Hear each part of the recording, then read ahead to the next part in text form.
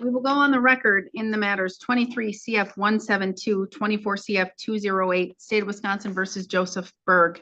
The state appears through District Attorney Kevin Schmidt in person. We have Mr. Berg appearing in person with counsel Daniel Chapman.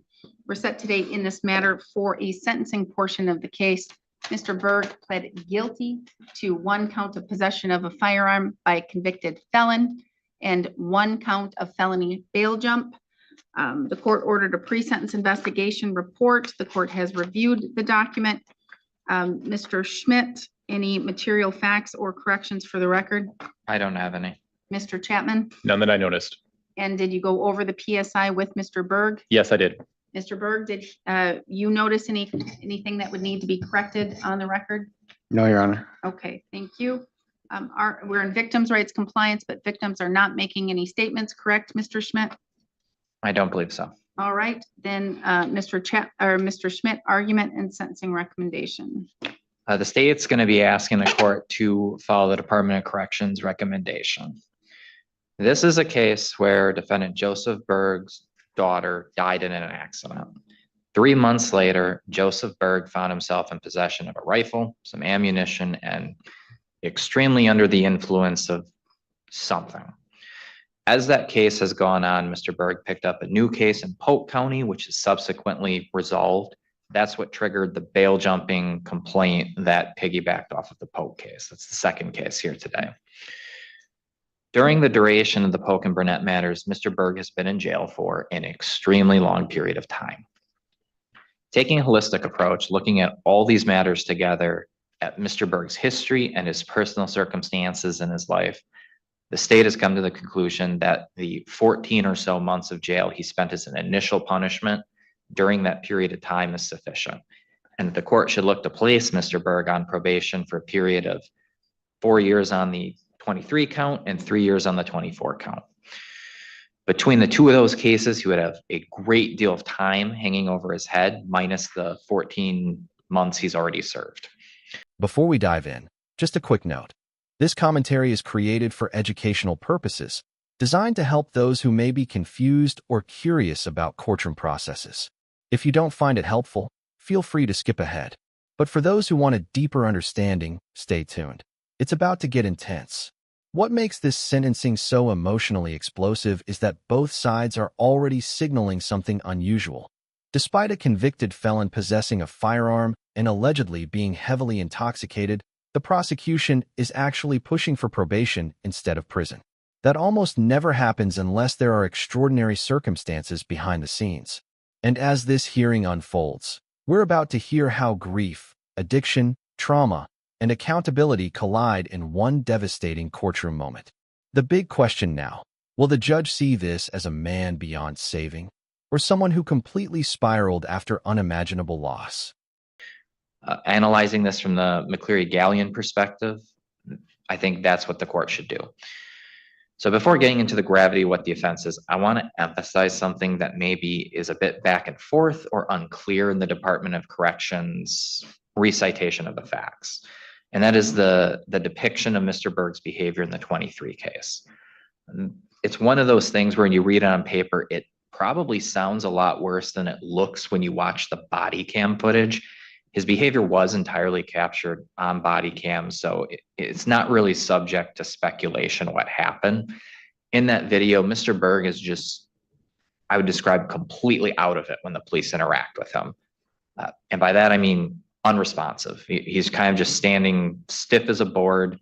Police move in and about and around him. He doesn't move. At one point, they use a beanbag gun because they're concerned because of the complaint about the gun and the rifle and the ammunition. They shoot him 3 times with the beanbag gun, doesn't budge a centimeter. And that's a weapon that has a great deal of force. It causes a great deal amount of pain. You could see the injuries afterwards, no response. So at the time, whatever he was under the influence of, he was. I just want to stop you right there. Is that what they meant by less lethal shotgun? Yes. That was Cop speak. confusing. So I mean, it's like a shotgun that fires beanbags. I only know of it as a beanbag gun. So. Yeah, so that's what they're talking about. It hurts a lot. I don't think I can say more than that on it. and seeing no reaction from him, shine a light in his face, no pupil reaction. That's what the passive resistance was. Yeah. At the hospital is when Mr. Berg, whatever he was under the influence of, started to wear off. He starts becoming responsive. He starts speaking. He starts asking questions. He's very clearly with the tenor of what he's saying and his behavior confused where he is and what's going on. It's at that point that he kicks Trooper, double check which trooper it was. Anthony Olson, I think. Yes, that's the point when he kicks Trooper Olson. It was coming out of this drug-induced stupor in this situation. The reason I wanted to emphasize that is, the term resisting or obstructing can have a lot of different meanings. It can encompass someone, I'm not being arrested, I'm going to fight, I'm going to hit you back and punch you in the face. It can encompass what I think the court hears sometimes of someone pulling away, and then it can encompass situations like this where a person is just incapable of really responding because of something they're under the influence of. In Wisconsin, when you're talking about voluntary intoxication, that can't even be talked as like a defense to criminal liability, but it's absolutely something that should be considered at sentencing in terms of figuring out what exactly this like obstructive or resistive behavior was. Because I know when I read the PSI's recitation of it, and even the way it comes off in the police reports, which form the criminal complaint, it might come off as something else. I wanted to be clear about that so the court understands why the state and why the DOC came to the conclusion of probation given what was written before. So I think that also sheds a major light on what probably is the worst part of this incident, what is the nexus or the cause of it, which is a form of substance abuse. The PSI details a history of substance abuse in it. And it's actually pretty lengthy. It also documents multiple times in which the defendant actually did treatment and actually even completed treatment paradigms. It's been a while since he's done one last. He had a significant long period of sobriety that occurred up until his daughter passed away, which was a couple months before the initial incident. So I think when I read the PSI, what I'm reading is that I think DOC is rightly and correctly identifying that this one event in Mr. Berg's life, the passing of his daughter, was a really transformative one to the negative in his life. It really affected him. I think it would be improper to assume it's a coincidence that 23 CF 172 happens so soon after that. If you accept that premise, which I think the court should, a person with substance abuse issues relapsing hard after their toddler age child passes away, it affects the McCleary-Gallion analysis quite a bit. It tips the analysis heavily into the rehabilitative potential category. We know he has a substance abuse issue. It's long-term. We know he successfully completed treatment. We know he's achieved long-term sobriety in the past. Therefore, we have good reason to believe that therapy in conjunction with grief counseling and substance abuse refresher might change Mr. Berg's behavior to get it back before 23 CF 172. The nature of that trauma, it being a long-term trauma that lasts, shows the best way to protect the public would be a long-term plan that contemplates the substance abuse, the mental health, the grief, as opposed to maybe a medium or a short-term thing like a jail sentence or a prison sentence. Those would be a short-term solution to a long-term problem. So the best way to achieve the purposes is to plan a long-term solution with this longer form of probation. I think that the gravity of the offense, it is large. It is. It's still use of controlled substances. It's still in the presence of a firearm. It's still involved in an officer being hurt. That's why he pled to the offenses he did and why there will be so much hanging over his head while he's on probation. I think with the amount of probation what's hanging over his head and the enormous amount of pre-sentence credit, I think the seriousness of the offense is not depreciated. And I think in total, what this would be if the court followed the DOC's recommendation and followed the state's recommendation, this would be the best way to achieve all of the purposes of McCleary-Gallion, of the best odds of protecting the community in the future by rehabilitating Mr. Berg and not depreciating the seriousness of the offense. The 14 months jail is what did that. The longer term of probation is what's doing that. The big sword in terms of the withheld sentence do that. Thank you. What is the jail credit? I counted 431 days. I have the dates if anyone wants them. All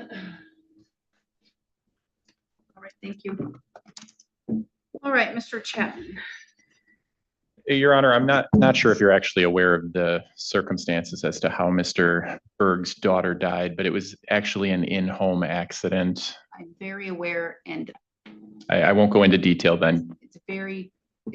it's more than just a passing of a child. Yes. It's more than just having a daughter die. It is extremely, extremely traumatic, the incident that occurred. Yes, Judge. And then I will not belabor the point, but I just wanted to make sure the court was aware of that if you were not.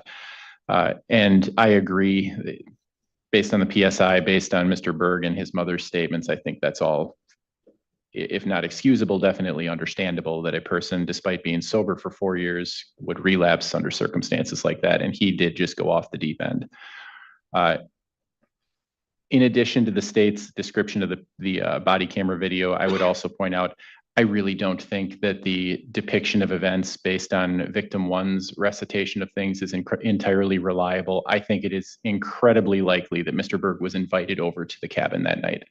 These two have a pre-existing relationship. She's the mother of 2 of his children. I don't believe that a person would just be driving past with a motorcycle to scare her and then decide to sit at a bonfire calmly. I think the two were using drugs together. And she admitted to that, although she says he forced the drugs down her throat. And her explanation actually never encompassed when or how he was in the cabin, but his stuff was apparently found in there. I just don't think she's a reliable witness. That doesn't really change anything regarding the underlying facts, but it does change the tone of the circumstances that night. Mr. Berg was on the video approximately 6 or 8 feet away from where the gun was sitting. His DNA was found on the magazine, although not on the other parts of the gun, and there was no indication that it was actually fired that night. He didn't reach for it. He didn't threaten anyone with it when the police were there, although obviously he was barely coherent at the time the police were there. I think the most important factor in the PSI's recommendation here, Judge, is simply the fact that since he's been sentenced in Polk County, he's been on probation and he's been fully compliant. Since July 10th, he's been out of custody. He's been on probation. He's been doing everything they've asked. There's been no violations, and he's been attending Alcoholics and Narcotics Anonymous classes. He's been sober. I think the fact that he is showing right now that he's in the community staying sober is the best argument that can be made that that path should be continued in the near future. Definitely a lot hanging over his head. Definitely if he messes up, he's facing a lot of time. But I think that is probably the department's primary consideration as to why probation is appropriate, is because he is showing that he's an appropriate candidate for probation. Also, he's spent 431 days in custody, and if he were given a confinement sentence, a large portion of that would be eaten up right up front. If the court imposes and stays conditional jail time, that would not even necessarily involve the credit. And if the court wants to impose a prison sentence, I believe that could also be appropriate in this case. He does have a long history of drug use. He's been using methamphetamine since he was 15 years old. He's been sober since his release from prison after his 2019 earned release program, and he stayed sober from there until he relapsed in June of 2024. He's been employed full-time since getting out of jail, not his normal line of work, but I think it's a mark of his character that he's working any job necessary in order to provide for his family. He's employed full-time at Chipotle. He's been compliant with probation, and he's been mending his relationship with his wife and children. I agree with both the state and the PSI recommendation here, Judge, that the proper thing to do to protect the public is to place him on probation for a long period of time. 3 or 4 years is appropriate. Whether it's an imposed in state prison or a withheld sentence, either way, we all know he's looking at a significant prison sentence if he does not follow through with what he appears to be doing now. And if he stays sober, I believe the public will be protected. Mr. Berg, do you care to make any statement here today? It's your only opportunity to let me know anything you want me to know or to correct anything that may have been said not as accurately. I guess I'd just like to apologize for my behavior at the time. My daughter passing is not really an excuse. It just kind of happened that way, I guess. I'm sorry. That's it. Thank you, Mr. Berg. You were just in Polk County not too long ago when you got sentenced, and I mean, you've been sentenced before, so you have an understanding of what a court must look at when they sentence an individual. First and foremost is the nature and the gravity of the offense. How serious is this case? Second, I have to look at you, your criminal history, your education, those types of things. And then third, I have to look at the community, protecting the public.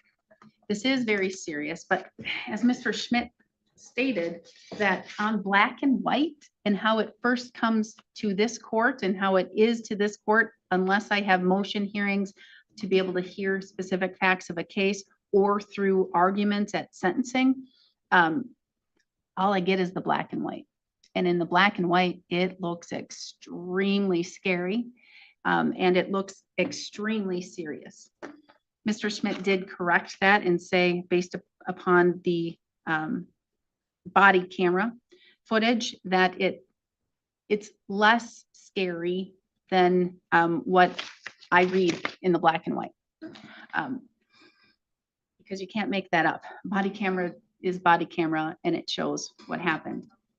And Mr. Schmidt said that for the most part, your behavior was caught on, and it was on the body camera. But again, even if it's less serious than the black and white, it's still serious. You were, as Mr. Schmidt or as the PSI stated, you were kind of in a catatonic state. You weren't responding to anything. Your pupils were not making any reaction. You were shot with the less lethal beanbag shotgun 3 times, and it pretty much didn't do anything to you. You didn't even flinch. So that shows that you were in this state where you truly had no idea what you were doing. But again, as you said, there's no excuse for your behavior. You put yourself in that position. You put on your shoes, you put on your pants, you did those things, and you were in that area.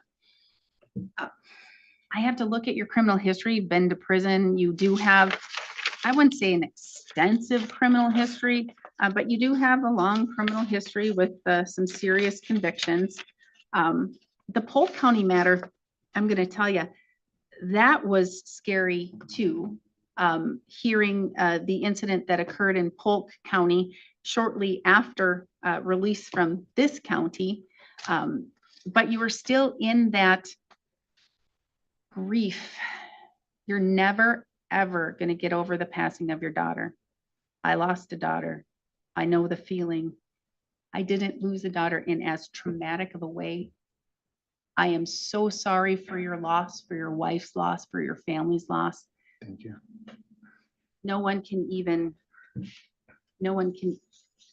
have the words to make it better. You will never, ever get over it. It just gets easier. It's been 12 years for me.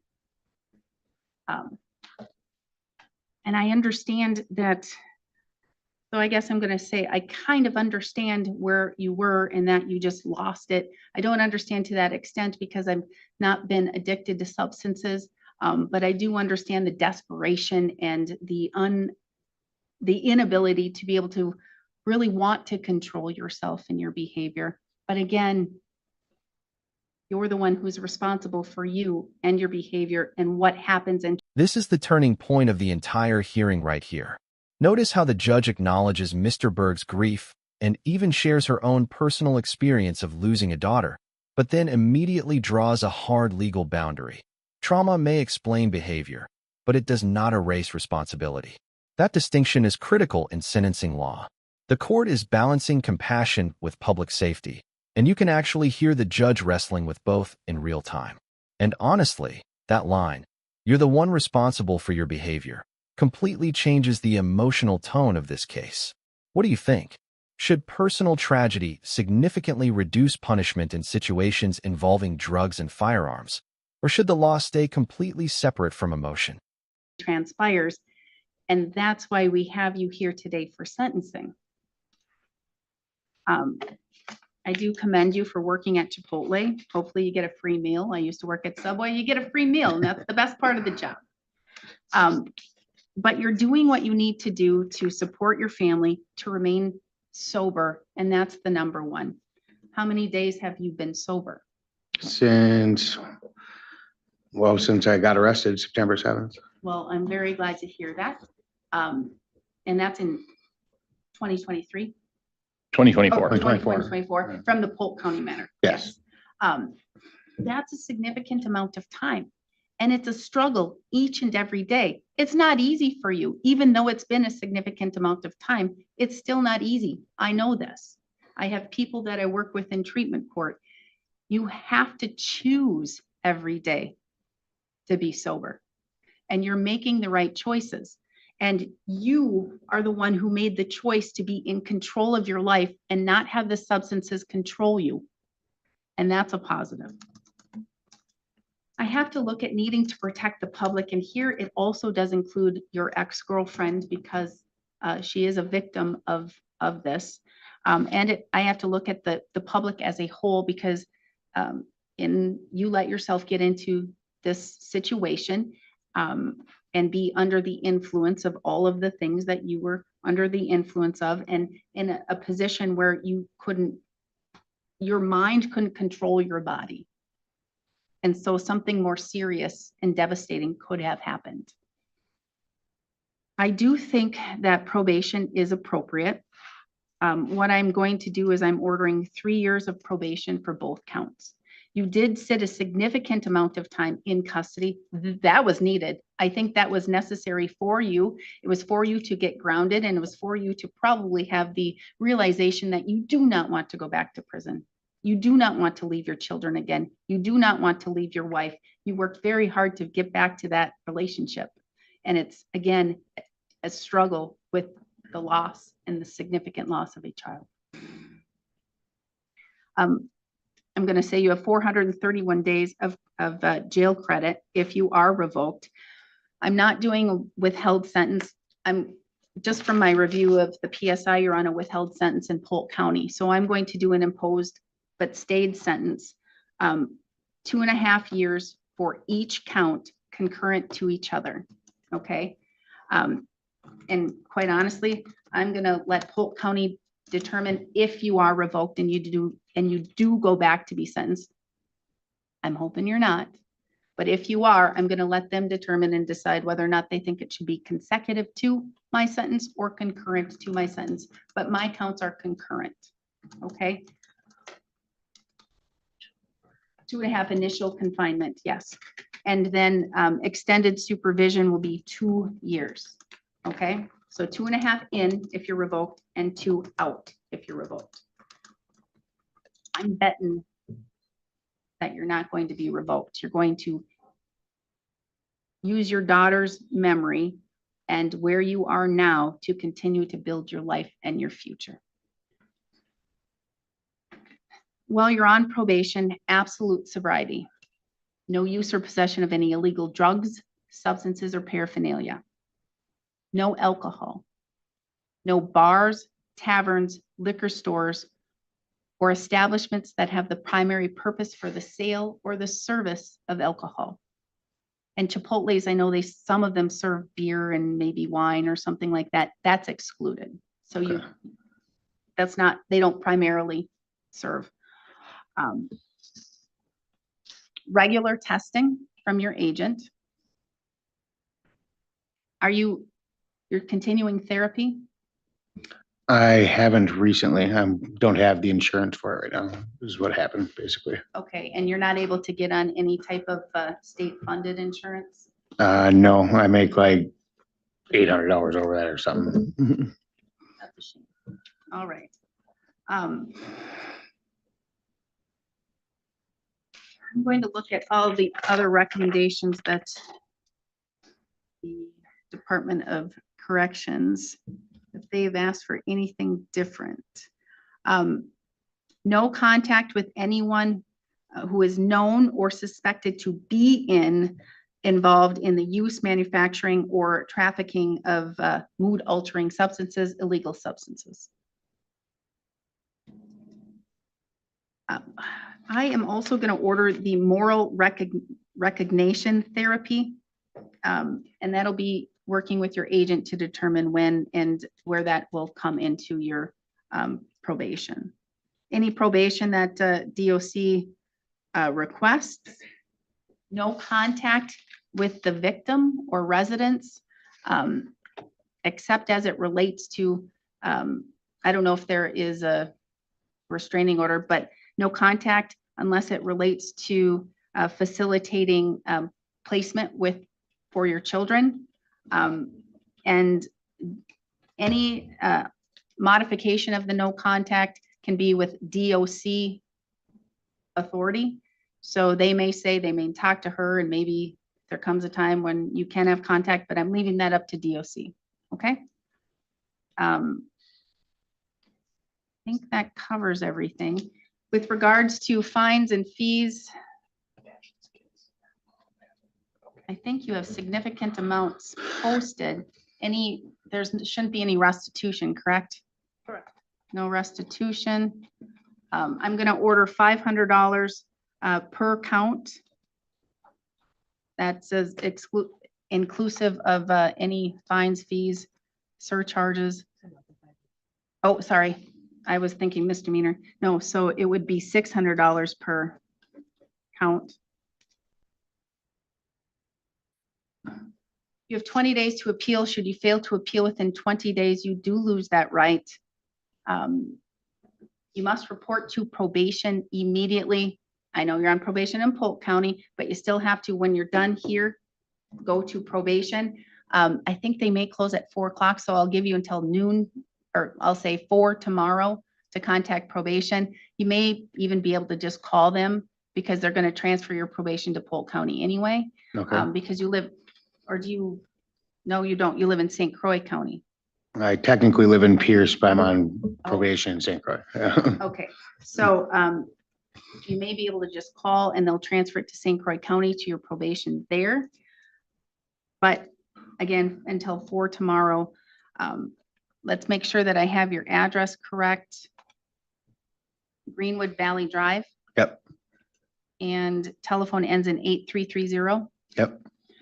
Why don't, before you even leave the building, you at least call probation and see if you need to make an appearance. Okay.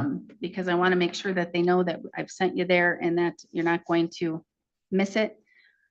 Again, 20 days to appeal. Should you fail to appeal within 20 days, you do lose that right. I need your DNA. You're going to need to make sure that the Gwinnett County Sheriff's Department has your DNA. If they do, you don't have to give it again. But if they don't have it, you have to get a swab. In this matter, I don't think you would be able to have your DNA expunged because of the felon in possession of firearm charge, but you can still request it through a written letter to the Department of Justice if you wish to do so. Mr. Schmidt, what am I missing? Nothing from me. Mr. Chapman, Nothing else. Thank you. good luck. Mr. Berg, keep working on yourself, and I know you're going to because you don't want to let your daughter down. Thank you. In the end, the court chose rehabilitation over immediate incarceration, but with extremely strict conditions attached. Judge Mogan imposed probation alongside a stayed prison sentence, meaning one major mistake could send Mr. Berg directly back behind bars for years. The ruling shows how modern courts sometimes approach addiction and trauma cases, not by ignoring the danger, but by creating a structured path for accountability, sobriety, treatment, and supervision. The judge made it clear that grief explained the downward spiral, but personal responsibility still mattered. And that final exchange about not wanting to let his daughter down, that's the moment this stopped sounding like a routine sentencing hearing and started feeling deeply human. If you found this case as shocking as we did, make sure to hit that like button, share your thoughts in the comments, and don't forget to subscribe for more jaw-dropping courtroom breakdowns.